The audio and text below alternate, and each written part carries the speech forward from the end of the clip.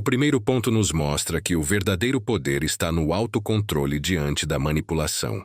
Pessoas tóxicas não se alimentam do amor ou da harmonia, mas da sua instabilidade emocional. Elas sabem exatamente onde tocar para tirar você do sério, como se carregassem um mapa da sua mente. E cada explosão sua é combustível para que se sintam no controle. Mas existe uma arma silenciosa capaz de desmontar qualquer manipulador: o domínio de si mesmo. Quando você não reage, frustra a expectativa delas. Quando mantém a calma, se torna imprevisível.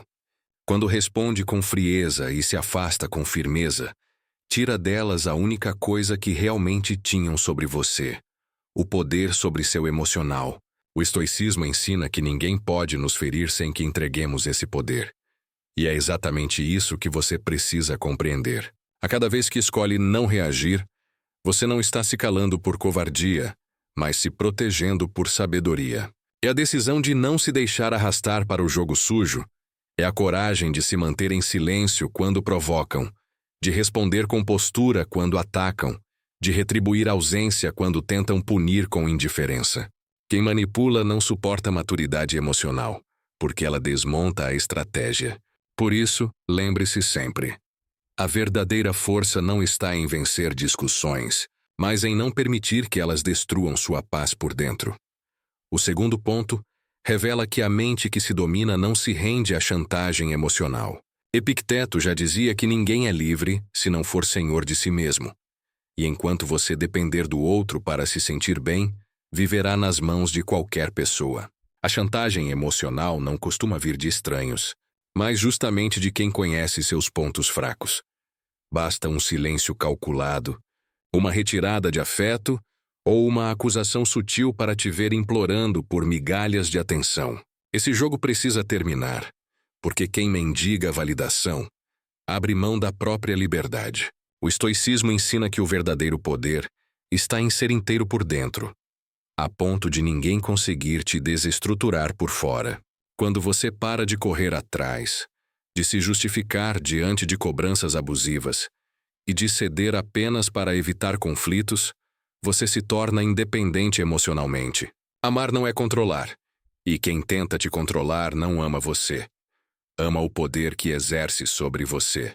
Por isso, a mente que se domina observa, analisa e, se necessário, corta o vínculo mesmo que doa, porque entende que preservar a própria sanidade é mais importante do que manter qualquer laço de dependência. Treine sua invencibilidade todos os dias, repetindo a si mesmo que é responsável por como se sente e que ninguém tem o direito de comandar isso. E quando alguém tentar dobrar você com drama, culpa ou silêncio punitivo, lembre-se: você não é refém, você é livre. O terceiro ponto mostra que você não tem obrigação de permanecer onde sua alma está sufocada. Desde cedo, muitos aprendem que é preciso ser sempre compreensivo, que dizer não é feio, que suportar o insuportável é prova de maturidade. Mas a verdade é que não existe obrigação que justifique a perda da sua paz interior. A paz é o escudo que protege sua clareza, sua consciência e sua capacidade de agir com propósito. Qualquer relação que exige sua anulação, seu desgaste, sua humilhação, ou que te obriga a viver pisando em ovos, não é uma relação, é uma prisão emocional disfarçada. Você não precisa provar que é uma boa pessoa aceitando o que te destrói, nem justificar sua decisão de se afastar do que te adoece. A regra é simples e inegociável. Se custa a sua paz, é caro demais. E a prática começa em pequenos atos de autopreservação. Respirar, em vez de reagir a provocações, recusar responsabilidades que não são suas, afastar-se de quem usa medo, afeto ou culpa como ferramentas de manipulação. No início pode parecer egoísmo, mas logo você perceberá que é apenas cuidado consigo mesmo. O estoicismo ensina que nada externo tem poder sobre nós sem a nossa permissão, e que viver em paz não significa fugir do mundo, mas saber escolher onde não se deve mais permanecer. Por isso, decida agora: nunca mais tolerar o que destrói sua essência, em nome do que chamam de amor. Porque a verdadeira maturidade é escolher-se antes de se perder. O quarto ponto ensina que ser frio não é maldade, é proteção. Muitas vezes você pode ter sido acusado de ser distante, insensível ou indiferente apenas porque decidiu colocar limites. Mas essa frieza não é ausência de sentimentos, e sim presença de consciência. É a maturidade de quem percebeu que o calor oferecido passou a queimar mais do que aquecer, e que certas pessoas confundem gentileza com fraqueza, abusando do seu afeto como se fosse obrigação. Marco Aurélio dizia que a alma permanece invencível quando ignora o que não pode controlar. E é exatamente isso que está em jogo. Você não pode controlar as emoções de ninguém, mas pode e deve proteger as suas. Por isso, quando decide responder com silêncios longos, com olhares firmes, com pequenas atitudes de amor próprio, pode parecer frieza para quem estava acostumado à sua entrega sem limites, mas na verdade é um ato de sobrevivência emocional. Quem realmente te ama vai entender seus limites. Já quem se ofende com eles, mostra que nunca respeitou você. Apenas se beneficiava da sua ausência de barreiras. Ser frio nesse sentido não é deixar de sentir. É se escolher quando o outro não soube cuidar. É parar de insistir em conversas que só confundem, em relações que só drenam, em pessoas que só aparecem quando precisam. A frieza, nesse contexto, é a maturidade de quem já chorou demais e decidiu que agora basta. E se for para ser frio, que seja com quem congelou seu coração.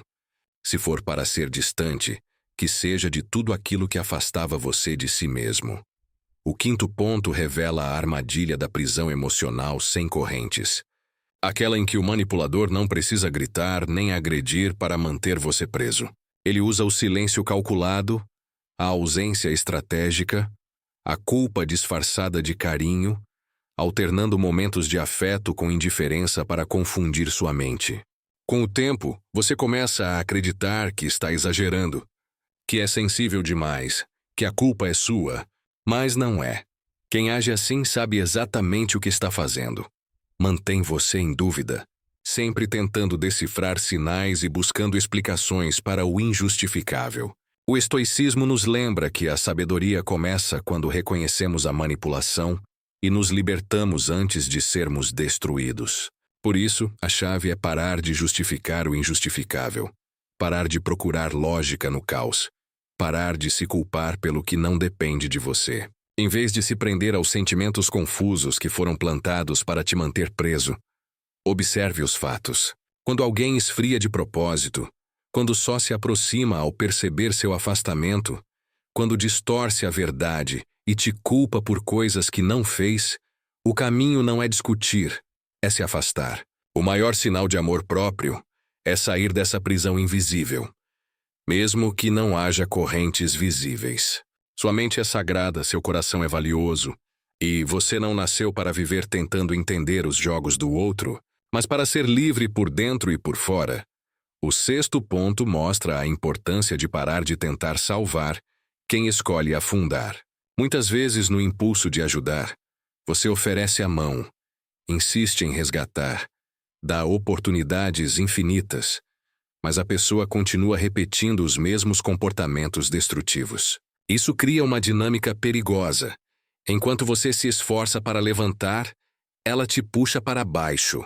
O manipulador ou a pessoa em sofrimento constante pode até culpar você pela dor que ela mesma cria, e assim você acaba preso em uma relação de dependência emocional. É preciso compreender que você não deve se afogar para ensinar alguém a nadar. Seu papel não é se perder para salvar quem não quer se salvar. Há pessoas que se agarram à própria dor, porque ela já virou identidade. E qualquer tentativa de ajuda vira combustível para que o ciclo se repita. O estoicismo ensina que cada um é responsável por suas escolhas, e que assumir responsabilidades que não são suas é abrir mão da sua própria paz. Por isso, a partir de agora, você precisa soltar a corda. Afaste-se sem culpa, proteja-se sem explicação, escolha a sua vida. Quem quiser permanecer nela terá que aprender a caminhar com as próprias pernas. O verdadeiro amor não é se sacrificar até se destruir, mas respeitar seus limites e deixar claro que cada um deve carregar seu próprio peso. O 7º ponto ensina que a paz interior é construída no silêncio de uma decisão firme. Paz não significa ausência de conflitos externos, mas a escolha consciente de não se deixar arrastar por guerras que não valem a pena. Marco Aurélio dizia que a felicidade da vida depende da qualidade dos pensamentos, e é nesse ponto que você precisa focar. Na decisão silenciosa de não reagir, não implorar, não tentar convencer quem já decidiu não te ouvir. Esse silêncio não é vazio, mas cheio de força, porque carrega a maturidade de quem aprendeu que nem toda batalha merece presença. O estoicismo mostra que uma mente serena não é a que nunca sente dor, mas a que sabe escolher onde colocar sua atenção. Por isso, comece a observar o que rouba sua calma.